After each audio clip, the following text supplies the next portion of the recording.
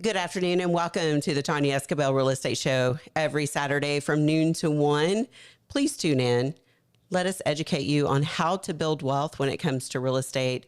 In studio with me, as always, is my co-host, Kim Hollingshead with Hollingshead Associates. Hello. And we love like strategizing on the different things that we're going to educate our listeners on every single week. Like we literally sit here an hour before we go live and talk about different topics. And you made a post this week that's really interesting that we're going to talk about that got some activity.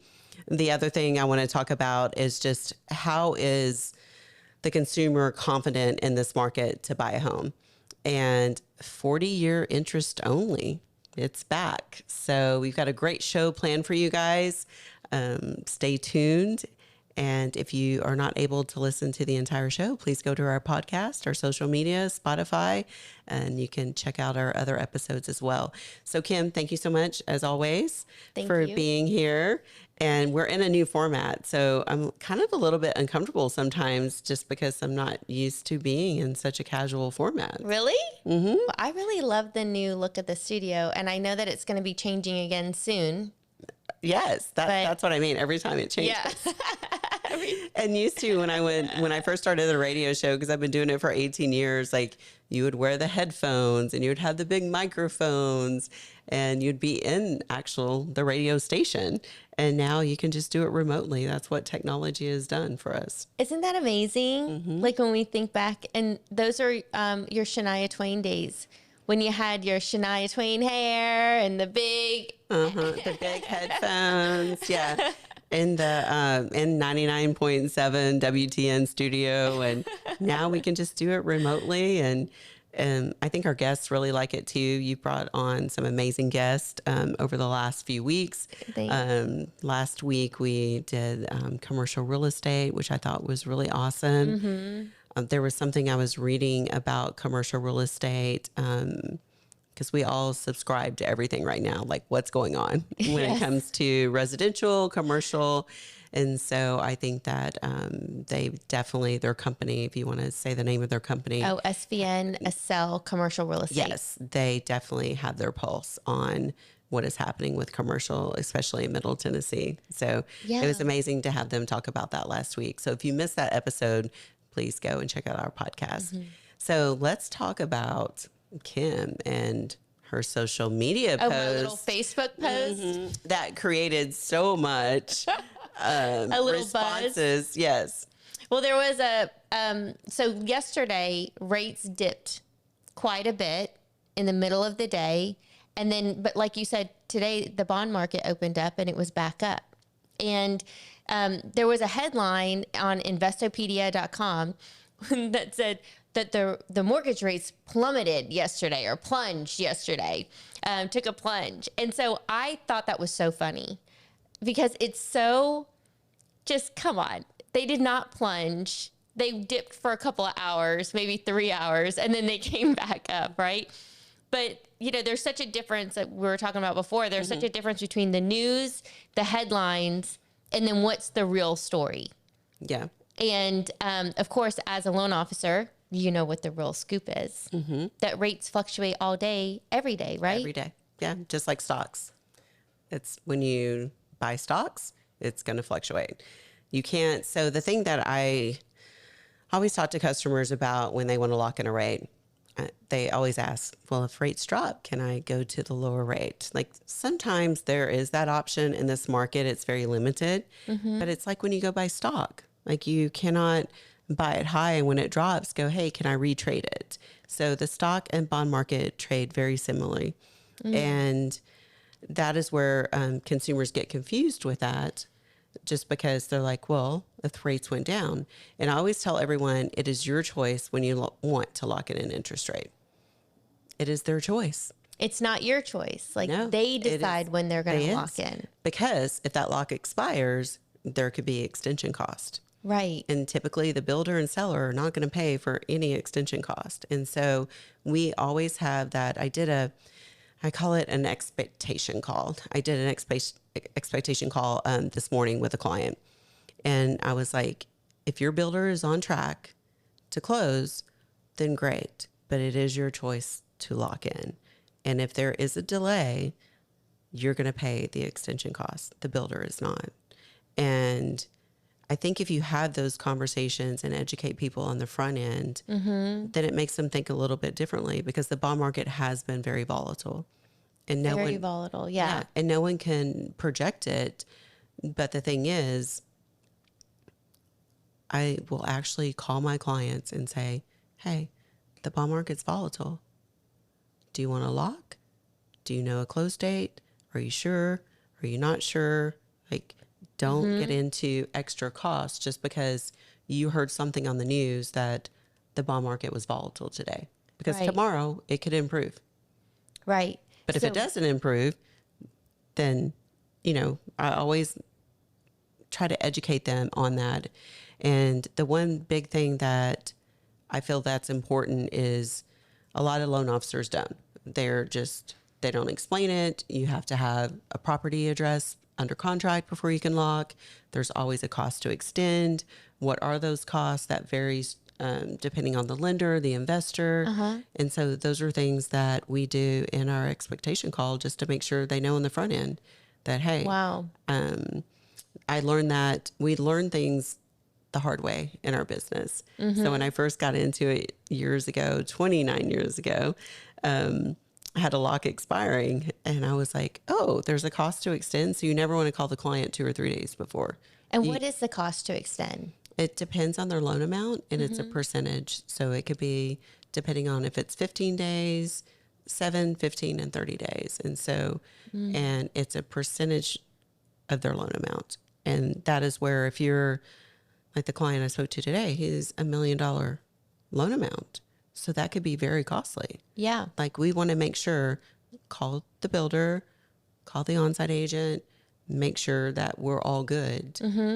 That we're all going to close on the day that we think that we're going to. And I know it's hard for builders in this environment.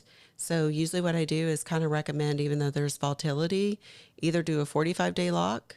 So you got an extra 15 days, or give yourself with a 30-day lock, maybe wait until, like, if you're closing October 30th, wait until October 10th. Like, give yourself a cushion. But right now, I think lock it in. But right now, a 45-day lock is pretty conservative. So what I rates think. have been going up now for like They have 2 years. the highest in 2 decades. 23 years, the highest that the rates have been in 23 years. And I feel like it has caused the market to really lock up in a way I haven't seen before in my career. I've never seen it like quite like this before. Which we're hopeful is going to be short-lived. And then, we're going to start seeing. But do you think that yesterday's little dip, which I thought was so funny, the headline cracked me up. So I put it in my post, and I thought everybody was going to get the joke. But apparently no one knew that they were supposed to think it was as funny as I did. No. But anyway, they all thought I was being serious. They thought you were being over dramatic. Yeah, they're like, oh, come on, Kim. And I'm like, that was the headline of Yes. Sorry. That's why it was funny. But when you see a dip like that, like what we saw yesterday, is that a sign of the things to come, you think? So a couple of things that I look at, just like sitting back, this is the highest rise in interest rates ever in my career in a short period of time. We went through 2008, which is, it's just different. I mean, the inventory is different. The market is different, 40-year high inflation. The Fed continues to try to raise short-term rates, which is actually keeping people away from wanting to buy. So where I'm challenged with from just being in the industry is, why do we not have more investors out there doing ARMs?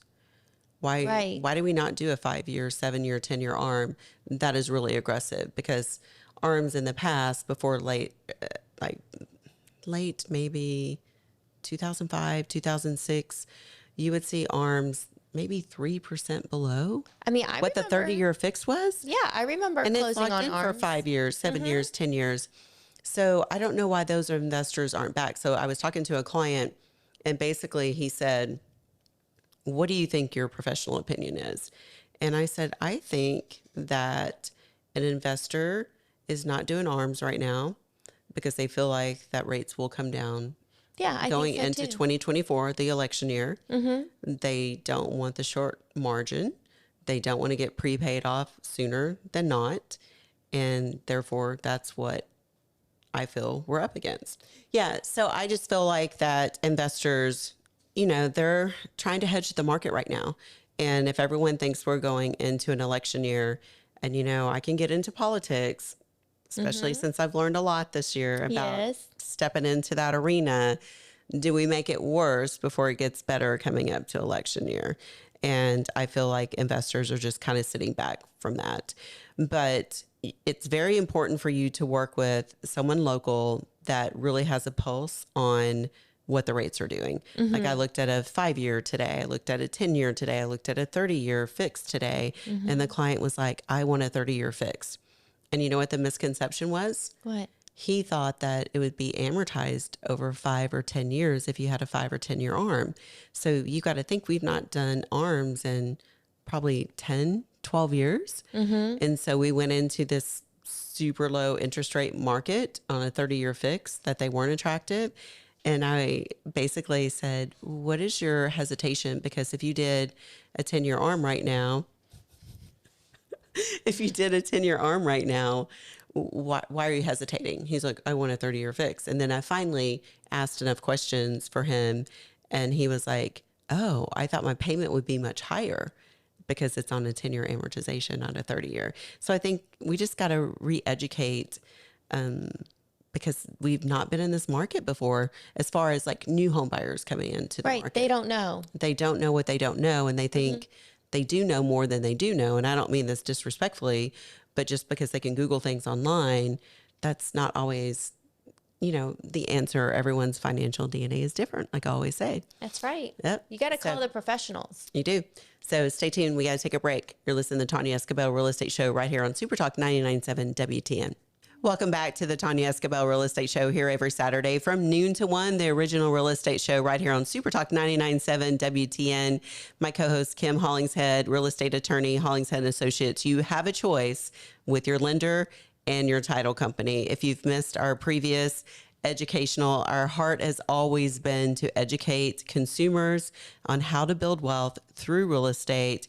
You can go check us out on social media, on our podcast, and we're going to continue to talk about what it looks like with home ownership because we have so many people sitting on the fence. And Kim, one of the things that I was talking to a client about this week, and I just love sharing stories when we talk to clients, because their questions like make me think, wow, that is what they think. So we were just talking about a client that if we're going into an adjustable rate mortgage, we would be amortized over 5 years or 10 years to where no, you're amortized over 30 years. It just means your rate will adjust after 5 or 10 years. Right. And it's not like prime. There's a cap. Meaning like he thought his payment was going to be broken up into what, 5 to like 5 or 60 10 payments. So 60 payments instead of 360 payments. That is correct. Yes. So the only thing that changes is the rate after 5 or 10 years. And so one of the things that I'm looking at after doing this for 29 years, I'm understanding the questions because we're in a market that we've never been in before historically. When you come from the lowest rates ever in the United States history, and now you have the biggest jump, everyone is like, what do I do? Do I buy? I don't understand this market. I want 4%. What do you mean rates are hitting 7.5%, 8%? So it is an education process that I feel like as professionals, a licensed loan officer, real estate attorney, licensed realtors, they need to really understand it too, because I feel like we're all catching up so quickly. And one of the things that I think about when it comes to that is, we've heard the saying of marry the house, divorce the rate, date the rate. Yes. And I do think there is something to be said with that, because I was talking to a client, and let's think about it. What was it? A year and a half ago, clients weren't getting any closing costs whatsoever. Title insurance, nothing, rate buy down, closing cost. If anything, you're paying $25,000 to $50,000 over asking price. And that was at a 3% rate. So everyone was like, I'm going to go buy. I'm going to go buy. So let's just say it's $50,000. You paid over your home, but you got a 3% rate. Great for you. Right now, you can go in and builders are giving $25,000. Sellers are discounting up to $25,000, $30,000, depending on who your realtor is. And the difference, because even though the rate's not 3.5% anymore, it's 7.5%. That could be $400 a month. And you take that, depending on your loan amount, obviously, it's just an example for numbers.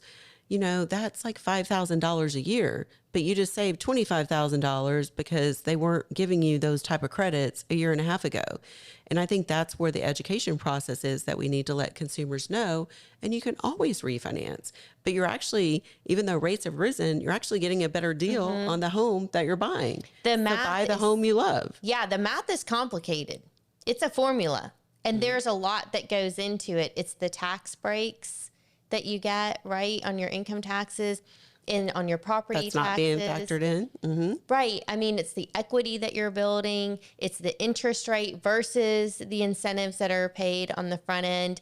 And then, you know, the price at which you're getting into the property. And I think right now we are, like, if you look at realtor.com, it's all down arrows. Have you checked it out lately? I mean, I haven't seen this many downward arrows in a long time.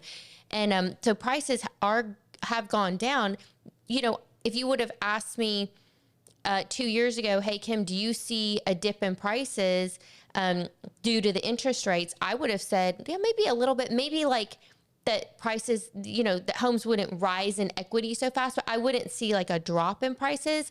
And we're seeing a slight little dip in actual prices, you know, over year right now, very slight, you know, little dip, but our downward trend. It's not going to be anything like it was in 2008 or anything like that. I don't think people should hold out for, you know, 2008 prices. But, you know, with that, people are predicting that now we're going to come into a pretty significant recession. And I think that all signs point towards some kind of a recession coming up. Yeah. And I think a lot of it is media driven.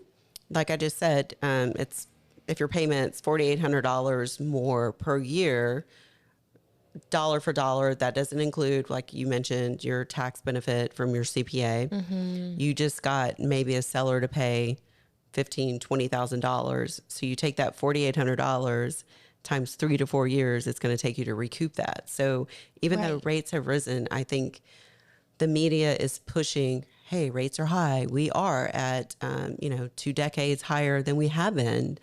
But also we have negotiations and we have limited inventory. And so sellers and builders are willing to do more than what they were 2 years ago.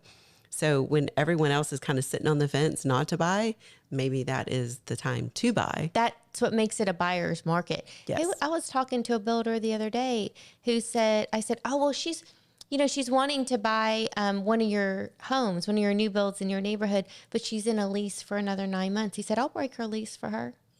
I wouldn't have heard that a couple of years ago. No. But they're breaking leases for people right now to put them in new construction homes. Yeah. So if I was renting, I would not let a lease stop me from getting pre-qualified, going and touring a neighborhood, and make sure you have your own agent, even when you buy new construction. Get your own agent. And we know a ton of fabulous agents, and definitely go. I would not let that stop me. I would go check it out, and then I would let the builder break my lease. Yeah. So that's an interesting point that I want to talk about on the show that you just brought up, because we don't record, we don't pre-plan type. We do. We try to. We never follow the script. We never follow the script because we just want it to be natural and organic for our listeners. But one of the things that you brought up is on the title side, when you do a closing, there's typically 2 agents involved.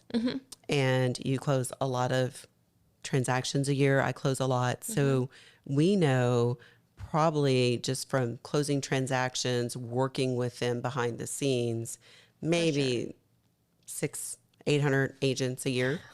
Probably more than that. Yeah, probably more than that. But I'm trying to be conservative. And what I feel like in this environment, you need to have a really good real estate agent. Yes. And seasoned. educating themselves, like we just talked about. If you are just now tuning in, we were talking about at the opening of the show of how I have to, like my morning, every single morning, I get up and I'm reading things, new guideline changes. What is this economist saying about interest rates? What is going on here? And I subscribe to so much stuff to continue to grow. So seasoned and growth, I think, go hand in hand. Agreed. And experience, like the number of transactions that they've closed, yes. right? And not families that you helped maybe a year ago, but how many families did you get in home this year? How many contracts did you not win over, and why didn't you win those contracts over? Because of negotiations. Or the thing that I'm passionate about and helping consumers understand, and real estate agents in this environment. And I know you just did a CE class for real estate agents on, video marketing. Continuing ed, video marketing. But my part is more the financing. They really don't understand how to ask for closing cost, because that wasn't the norm for the last 4 or 5 years. Oh yeah, they don't know how to work it. Yes. So I'm more passionate about the financing side. Marketing, of course, we have to do. And well, I think it goes along with education. So yes. It's the reason, it's like you mentioned that the news only ever tells a part of the story. And what I think is so interesting about that news article with Investopedia and then me posting it on Facebook, very tongue in cheek. It just highlights how the news just misleads the public. If you were reading that headline, you would think rates went down. They didn't actually. They had a little midday dip, but that's not the same thing. And the idea, it's so funny because it reminds me of this time when I was sitting around with my little nieces. They're all little. I think Naomi was like 7 or 8 years old at the time. They're all itty bitty. And they were talking about, the news, and just, how little kids are, little girls especially. And they had seen something on the news and it was really upsetting. And I said, oh, you girls can't believe anything that's on the news. None of it's real. And they said, what do you mean? That really happened? And I said, let me show you how the news works. And the baby was, I think, 4 years old at the time. And I took a little blueberry off of her plate and I ate it. And the girls are just watching me like this, right? And I said, I took the blueberry, I ate it, and I said, tonight on the 5 o'clock news, attorney steals from a baby. And they just died laughing. Aww. But that is really just goes to illustrate what we're talking about here. The real truth of the matter is the mortgage market's changing all the time. There's always new products coming off, coming and going. And the only person who can really tell you what kind of a rate, what kind of a loan, how much you can afford is a loan officer. And you've got to have a great real estate agent. A great real estate agent who can work that deal for you. Yes. And that goes back to us working with 600, 800 agents. And so if you're out there thinking, I don't know where to begin, I don't know who's a good agent, I'm just going to call someone that's on the sign, that is not the most strategic thing to do in this market. And there are lots of great agents that are putting out tons of educational content in video, on social media, on YouTube, educating consumers the same way that we're trying to educate consumers. They have a heart for it as well. So, and lots of realtors here in this area, which is the reason why we're teaching the class, was really to say, hey, you have a story, you have a reason why you're in this business and what you're passionate about. And how do you share that with the world? And how do we educate consumers? And, and I do think that it's really important because, like you said, like the story about the amortization of the loan. And I think that a lot of it is you do closings in real estate. I do mortgages. But if you want to know who's the best realtor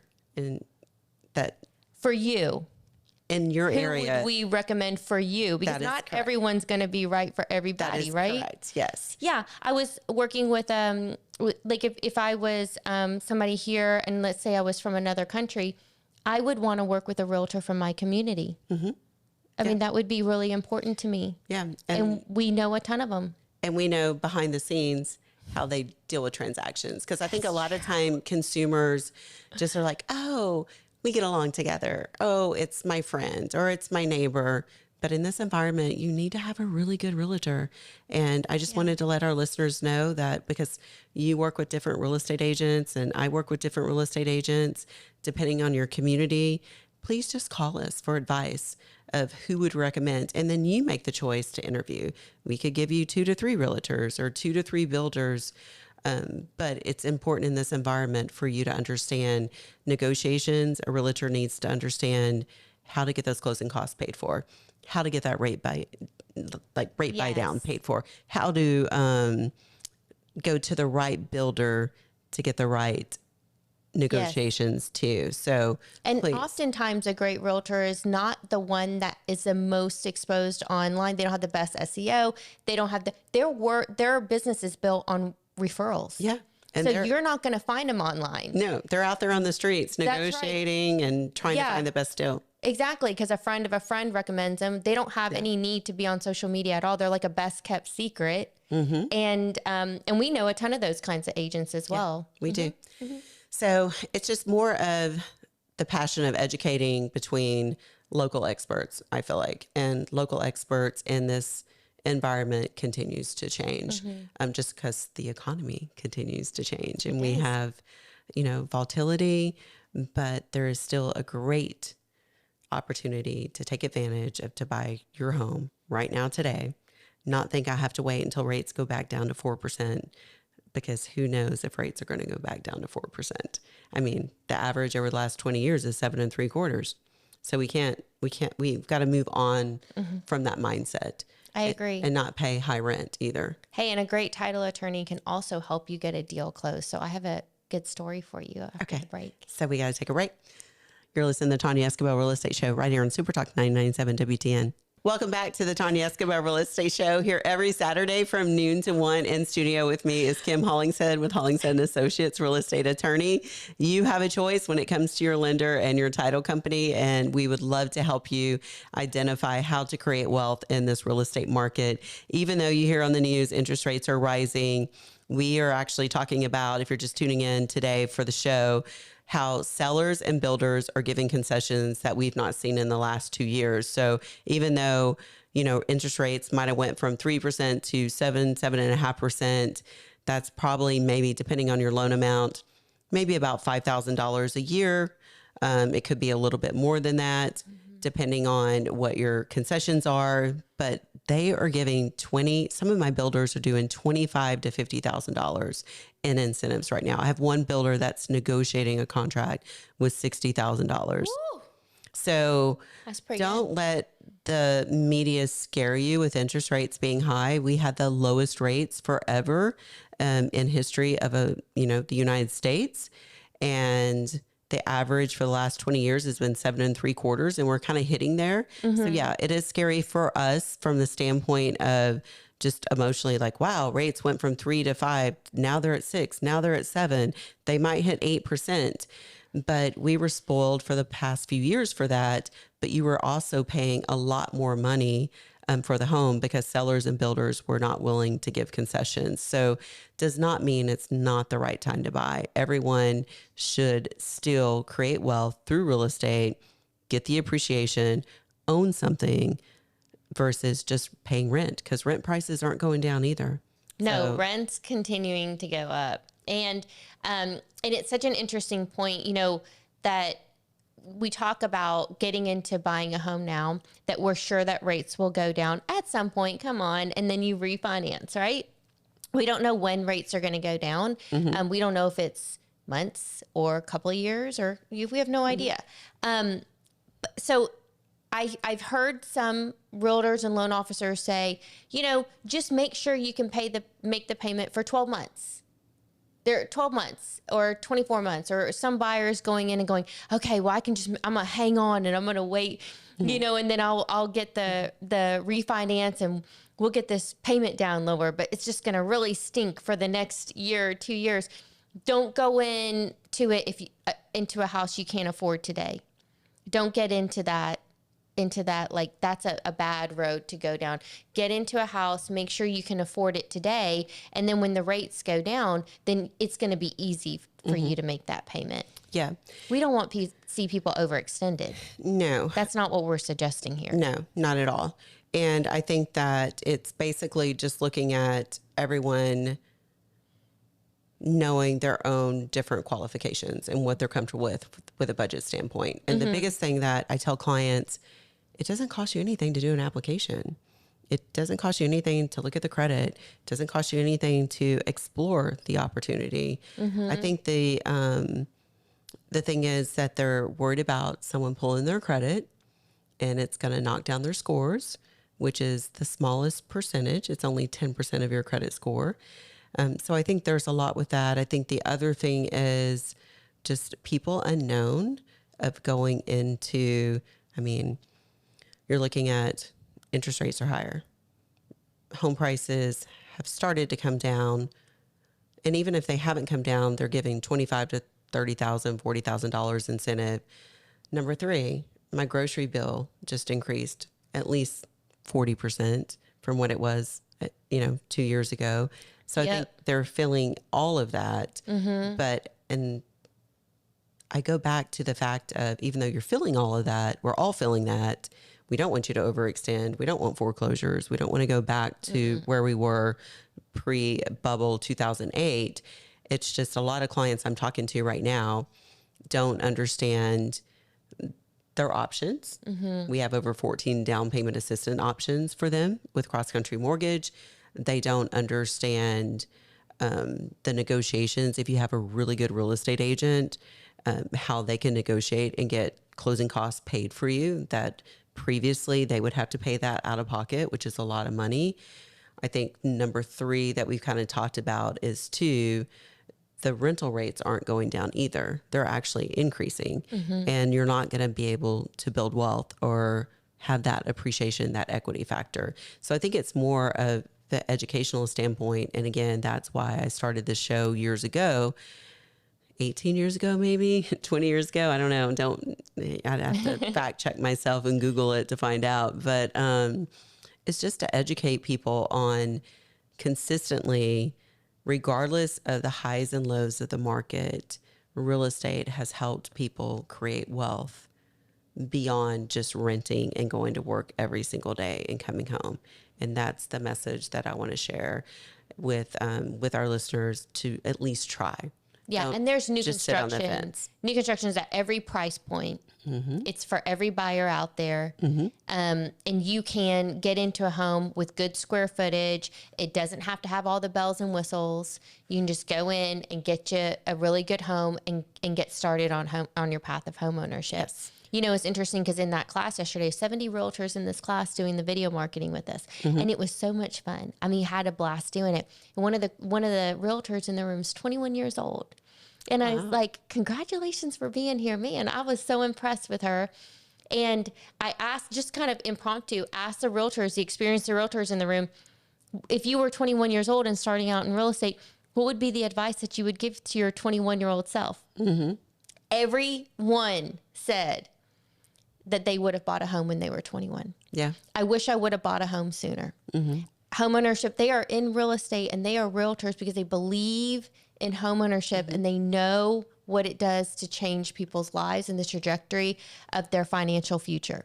Yeah. And every single person said, I wish I would have bought a home sooner. I wish I would have bought a home when I was 21, when I was 18, when I was 19. Yeah. They know it. I got in the mortgage business at 25 and bought my first home at 28. And I was like, I was going backwards. Why not at 21? I threw my son into home ownership at 18. I mean, right. Because yes, but yes, yeah, don't wait. Don't wait. Waiting is always, it doesn't matter what the market's doing. Prices are going to be up when rates are lower. The rates are going to be higher. The prices are going to be lower. Okay. But it's like, your market that you're buying in is a market that you're buying in. You don't wait when you're renting. Don't ever wait. Buy now and just buy something you can afford today. Yes. And then just get started somewhere. Yes. Right? To have some type of appreciation. So one of the things when my son moved here to go to college at Belmont, we were like, we're not going to pay the dorm fee. We're going to go buy a house. And his roommates helped him pay for it. He's been on the show before. And I said, now you've got a mortgage payment. How are you going to pay for it? Go find your roommates. Yeah. You be the dorm. You be the landlord. And that was his first step into owning a home. And I think that is a way to not only help them understand the value of ownership. You get the tax deductions, you get the appreciation, you get the equity. I've shared on the show many times it helped pay for almost all of his college tuition when he sold it. And now he sits back, this is probably 13 years ago, and he goes, I wish I would have never sold it. It's worth so much money now. Right. Oh, wait. But that's a good story because a lot of people don't think that because he was so scared. He's like, how am I going to handle a mortgage payment? And I made sure his name was on the mortgage payment, and get your roommates. But great parenting. So here we are 13 years later, and he's like, man, I wish I still had that house because it would have been worth so much more. And I think that's the thing that we try to help people understand, regardless of interest rates or what's going on. Owning your own home is still going to build wealth. And then you go back, and I think a lot of people were burned by the bubble in 2008. But the people that, if they would have held on to their home and sold it 5 years later, would have made tons of money. So it's kind of like stocks. You're going to have highs, you're going to have lows, but you got to live somewhere. Right. Your stocks is on your account. At least I'm not just, watching it do highs and lows without having, not having a place to live. To where your home is, you have a place to live with the highs and lows. And it depends on watching the market and when do you want to sell it, when do you want to buy. And right now we are moving into more of a buyer's market. Yeah. And definitely as a realtor, you need to make sure that you're working with people who are going to get every single transaction closed for you as well. Yeah. Because the worst is when you go all the way through the process and they can't get it done in the last few days, right? Yes, that is true. So that just reminds me, we got to take a break right now, but of a client that a bank that he had been banking with for over 30 years denied him. And he's going to be closing in the next few days. I got a save story too.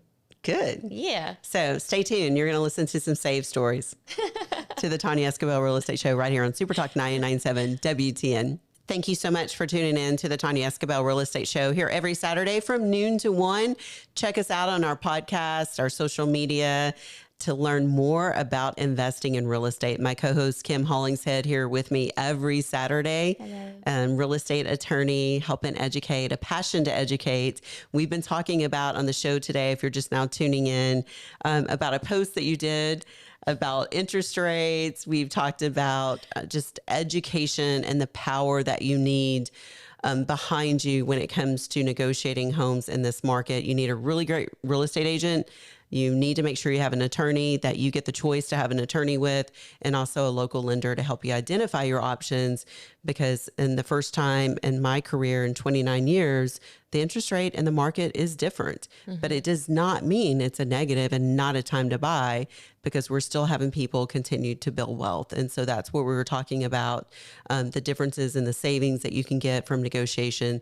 But anytime you would like to have a complimentary consultation, you can call us at 615-300-0794, 615-300-0794. And like I said, go and check out our other podcasts to really learn the truth about real estate, closings, happy times. We're going to talk about in this segment before we went to a break about saving the deals.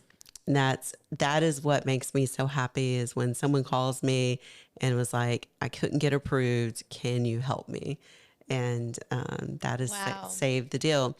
So we had this client. That's a terrible feeling to be denied too. It is. But you know what I think is so great?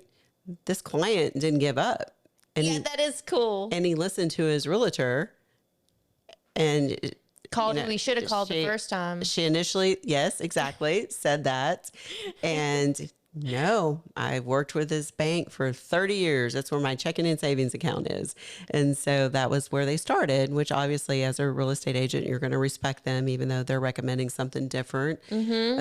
So They called me, and I'm just so happy for this couple. So they've been together for over 30 years, probably almost 40 years, I think we talked about. Wow. And so everything is so transactional. Sometimes you don't get to meet your clients. And sometimes I miss that because I used to meet all my clients in person, like Yeah, 80 to face to 90%. face. You get to see them because they're coming to the closing table. But for me, it's True. just a lot of phone calls. And this client was like, I want to meet you. And I was like, okay, well, where am I going to go? Where's my favorite place to go have business meetings? Jace. J. Alexander's. Yes, on West End. Redlands Grill is what they call it now. It's bad when you walk in and they're like, hey, Kim. Oh, Hey, yeah, they know me. Tonya." So we met them there. We went through everything. So I understand I'm not the best with technology, you know? And so it was kind of interesting to help him navigate through just doing it the old fashioned way. And the one thing that I think is amazing, the real estate agent literally would drive the paperwork to me. Or she would be like, can you meet here? If not, I will come and scan it and I'll take it to Kinko's and I'll send it to you. So it was like the heart of an agent to do that. And then us trying to figure out, you know, how to really get this loan done and like strategize around it. And that is sometimes it takes a team to do that. It sure does. And his wife at the time, during this season, you know, had to go through surgery. And one of the reasons that they were moving and selling their home was because they needed just a one level, just more of like, you know, aging in place type standpoint. And so it was just the passion of the agent, the client, and just us all sitting down together. And I think sometimes we miss that in relationship Yes. when we do transactions on the loan side, and also maybe more so the loan side because the realtor gets to meet you on the front end. You get to see him at the closing table. But that's what it takes, I feel like, going into this environment that we're in with higher interest rates is more of the lending side working more in relationship with a realtor, with a good attorney to educate them and how to save a deal, because this couple really needed to be able to get into a home just from a safety medical standpoint, and had, you know, the insight to have recommendations to go to a give you different a lender versus the bank just saying, no, we can't figure this out for you. And, Yeah, wow. and that is the difference that I think the current environment will just go online or just go to their local bank to figure out how to do something and get told no. And they're like, okay, I can't do it. Don't have the courage to move on to a different options. And that's where, when we were talking about during this entire show, we work with really great agents. Yes. You know, I think we said I said 600 to 800 a year, and you said probably more than that. We probably know more than And that. we know the ones behind the scenes and just the heart of the agents that's there. And that's what you're going to need in this environment is a good team that is working together. Yeah, and every single person on the team is important. And they all play a different role and they all have a unique set of skills. Right. And so your realtor, like I love the way you put that, where you're like just the heart of a realtor. You're right. They'll go in and stage your house. They help you clean. They'll tell you exactly who to call, who can help you with the leak, get the yard looking good, right? I mean, they're that person that you can call years later about the home. It's like, and they're there to really help you. They're the hands-on. They do so many things that go unrecognized, realtors do. They really pour their heart and their soul into their clients. And then the loan officer, of course, the money piece. You got to have the right. Have the You money. guys are the financial backing, and to be able to go through the loan approval process, what that takes, and the expert that you need to have there holding your hand throughout that entire process. You really have to, like, that person has a unique set of skills and should be valued and appreciated for what a loan officer does. And the same thing with the title attorney. So we are sort of always behind the scenes, you know, putting everything together at the end. And the best title attorneys are doing it in a way that feels effortless. Yes. Like I did a closing today, and I was like, hey, asked the client, I hope you were really satisfied with the service that you received from my company. And he said, Kim, this was the easiest closing I've ever done. I just received an email. I completed a form. Y'all took care of the rest. This was a great experience. That's the kind of experience that you want to have from your title company, where like 99% of the work isn't felt by anybody, right? But then, like you said, that you were able to save a deal, and, you know, working with realtors, they're able to save deals. A good title attorney is going to be able to save a deal for you as well. For us on our side, what we're seeing is on estate closings, divorce closings. We got fishy title, like defects in title that we're helping to get cleaned up. Some quiet title stuff that we're doing. A good title attorney is going to know how to handle a mobile home in a way that's easy. They can get old liens released without you even knowing that they did it. You know, and also it's like how you can package a loan and present it to your underwriter in a way that the underwriter goes, yeah, this makes sense to me. I feel comfortable with this level of risk. A loan officer, maybe some less skill, less experience, may not know how to package that same loan and get it approved properly. And it's the same thing with your title attorney. So we know what a good title attorney is going to know what to ask for. They're going to know how to package that, how to get it approved by their underwriter. If there is something that's maybe borderline, and they're going to know how to get that approved. Yeah. Whereas other title companies maybe wouldn't be able to do it. I've had 2 transactions in a month denied by other title companies that we were able to get closed. Save the deal. Yeah, my little save story. Maybe that's a new spot on our show, saving the deal. And then we have a real estate agent come on and talk about how they saved a deal and negotiated a really good deal. So yes, if you would like to get more information on how to save a deal, how to get into home ownership, give us a call, 615-300-0794, 615-300-0794.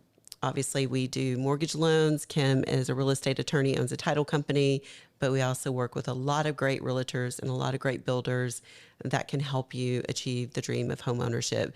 But it takes the first step, and that is you just taking a few seconds to give us a call and learn about the process. There's no upfront cost. It's a free consultation, 615-300-0794.